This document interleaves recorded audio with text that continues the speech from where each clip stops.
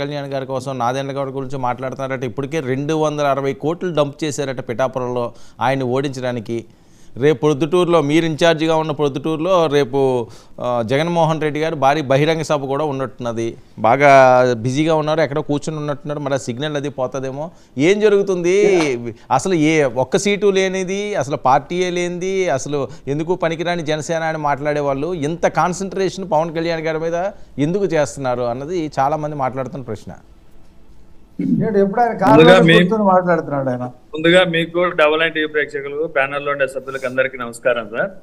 ఏదైతే మీరు అడిగిన క్వశ్చన్ ఏంటంటే, వైఎస్ఆర్ కాంగ్రెస్ పార్టీ జనసేన పార్టీని టార్గెట్ చేసింది. జనసేన పార్టీనే కాదు, బీజేపీ పార్టీని టార్గెట్ చేస్తుంది.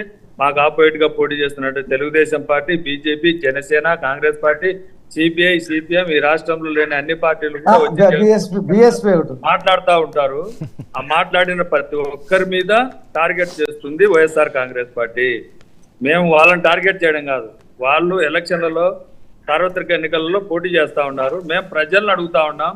మేము 2019 ఎలక్షన్ల ముందర ఏదైతే హామీలు ఇచ్చామో హామీలు నెరవేర్చాం కాబట్టి మాకు ఓట్లు ఏమని అడుగుతా ఉన్నాం.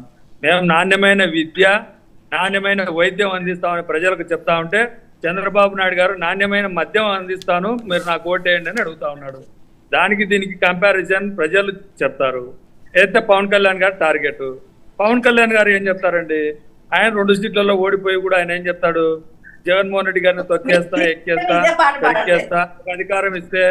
నాకు అధికారం ఇస్తే గుడ్డలిప్పు తీసుకొడతాను, లేకుంటే అది చేస్తాను, ఇది చేస్తానని ఏదో మీటింగ్లలో చెప్తా ఉంటాడు. వారాయి యాత్ర, వారాయి వాహనాలలో ఎక్కి చెప్తా ఉంటాడు.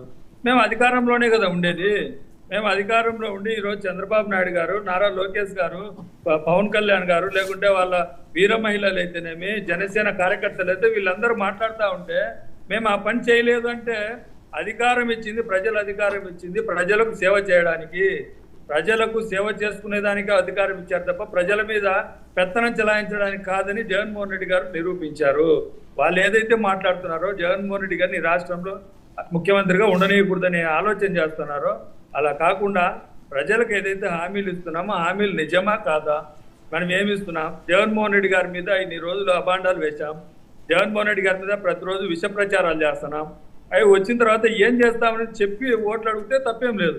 అలా కాకుండా ఎంతసేపు ఉన్నా ఏదో పిఠాపురంలో ఆయన్ని ఓడగొడతారు. ఇదే ముందే సాకులు వెతుక్కోవడం అంటే టీవీ డిబేట్లలో జనసేన వీర మహిళలు, లేకుంటే వీర నాయకులు, లేకుంటే కొంతమంది అధికార ప్రతినిధులు వచ్చి చెప్పేది ఏంటంటే, ముందే ఆ 260 కోట్లు, 300 కోట్లు, ఈ కోట్ల రూపాయల డబ్బులు ఇస్తే ఎంతో మంది ఇండస్ట్రియలిస్టు ముఖ్యమంత్రులు అవుతారు, ప్రధానమంత్రులు అవుతారు.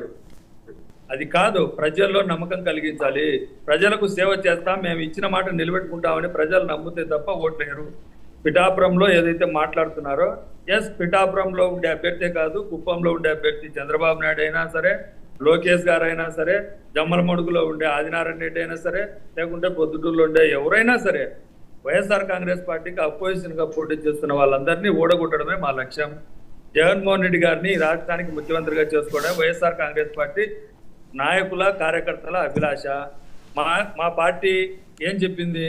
వైఎస్ఆర్ కాంగ్రెస్ పార్టీ జెండా పట్టుకొని ఫ్యాన్ గుర్తుకు ఓటేయమని ప్రజలను అడుగుతా ఉన్నాం. మేము వాళ్ళ మాదిరిగా ఒక చోట సైకిల్ గుర్తుకు, ఒక చోట కమలం గుర్తుకు, ఒక చోట గ్లాస్ గుర్తుకు, లేకుంటే ఇంకొకటి సినిమా డైలాగులు. ఆయన ఏమంటాడంటే, గ్లాస్ పగిలే కొద్దీ ఎరుపెక్కుతుందే, పదునెక్కుతుందో అని చెప్తా ఉన్నాడు. అయ్యా, గ్లాస్ పగిలిపోతే చెత్త కుప్పలో పడేయాల్సిందే, దేనికి కూడా పనికిరాదు గ్లాస్ పగిలిపోతే. ఇది గుర్తుపెట్టుకోవాలా. 2019లో పగలగొట్టారు ప్రజలు, 2024లో కూడా అదే గ్లాసును పగలగొట్టి చెత్త కుప్పలో, సైకిల్ కమలాన్ని కూడా చెత్త కుప్పలో వేసేదానికి రెడీగా ఉన్నారు. ఏదైతే వీళ్ళ ఆలోచన మేడం సినిమా డైలాగులు వద్దులండి. మీరు అన్న డైలాగులకు మేము చెప్పాం, వీళ్ళ ఆలోచనలు ఎలా ఉంటాయంటే, వీళ్ళు గెలిస్తే ఉండండి మేడం, వీర మహిళ గారు మేడం, మేము అర్థం చేస్తాం, ప్రజలు అర్థం చేసుకుంటారు.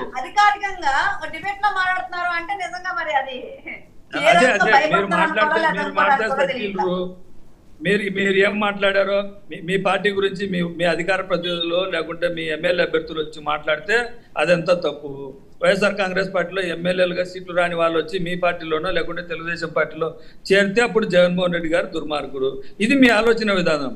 జగన్మోహన్ రెడ్డి గారికి ఓట్లు వేస్తే డబ్బులు తీసుకొని ఓట్లు వేశారు, పవన్ కళ్యాణ్కి ఓట్లు వేస్తే బహిరంగంగా ఓటు వేశారు. మీ ఆలోచన విధానం ఏంది? పవన్ కళ్యాణ్ గారి ఆలోచన విధానం ఏంది?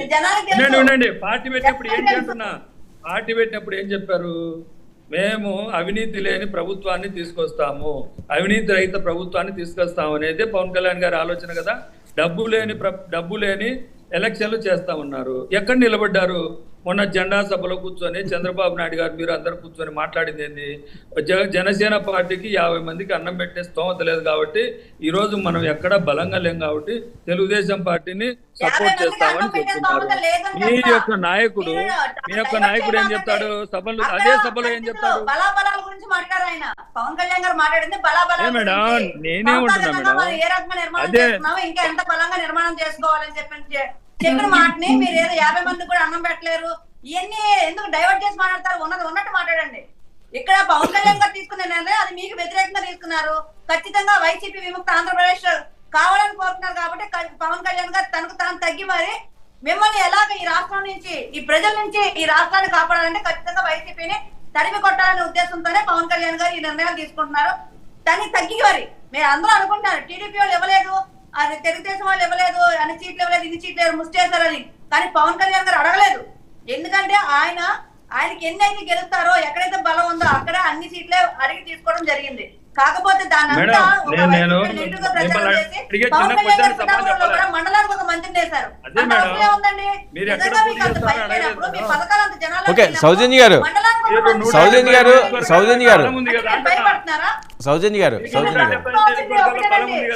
ఒక్క విషయం. సౌజన్య గారు చెప్పుకునే చదవని కాదు ఇది. ఓకే సమాధానం చెప్పాలి మీరు. సౌజన్య గారు ఒక్క విషయం. సౌజన్య గారు నా మాట వినాలి. సౌజన్య గారు మీరు మీకు పవన్ కళ్యాణ్ తేడా ఏంటంటే ఆయన ఏదో మాట్లాడుతుంటాడు, మీరేం మాట్లాడుతుంటారు. మీకు వాళ్ళకి మధ్యలో ఆయన ఒకటి చెప్తా అంటే మా తల్లిని తిట్టారని చెప్తా అంటే మీరు ఈలలు వేస్తా ఉంటారు. మీకు వాళ్ళకు తేడా ఏంటంటే ఆయన ఏం మాట్లాడినా ఈలలు కేకలేయడమే జనసేన కార్యకర్తల యొక్క ఆలోచన. మా నాయకుడు ఏం చేస్తున్నాడు, ఆ ఉద్దేశాలు ఏంటి? మీరు వినండి మేడం, ఓపికతో వినండి. నేను క్వశ్చన్ అడుగుతున్నాను మీకు, మీరు మమ్మల్ని తొక్కేస్తా ఉంటున్నారు కదా. మీరు చెప్పేది ఒకటే, మీరు పిఠాపురం మీద పెట్టే కాన్సన్ట్రేషన్ ఏదో పులివెందుల మీద పెట్టుకోండి, జాగ్రత్త పడండి, కనీసం గెలిపించుకోండి ఈసారి. ఎందుకంటే అక్కడ ఏదైతే హత్య రాజకీయాలు చేశారో అవి మళ్ళీ మీకే మీ మీద పడేటట్టున్నారు. ఓకే సౌజన్య గారు పిఠాపురాలు లేకపోతే పులివెందుల్లో మా నియోజకవర్గం మేమేం చెప్తాం కానీ పవన్ కళ్యాణ్ వచ్చి పులివెందుల్లో డిపాజిట్ తెచ్చుకోమని అంటున్నా. ఖచ్చితంగా పులివెందులపై పడబోతున్నాయి, అది గమనించుకోండి ముందు. అది ఏం తెలుస్తుంది లేదు కానీ మీరు ఏందో మీ యొక్క 21 సీట్లలో మీకు అభ్యర్థులు లేక తెలుగుదేశం పార్టీ నుంచి లేకుంటే సౌజన్య గారు ఒక విషయం. సౌజన్య గారు ఒక్క నిమిషం.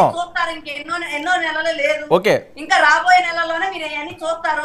ఎందుకు కంగారు? కనీసం పరువు పోకుండా పులివెందులైనా సరే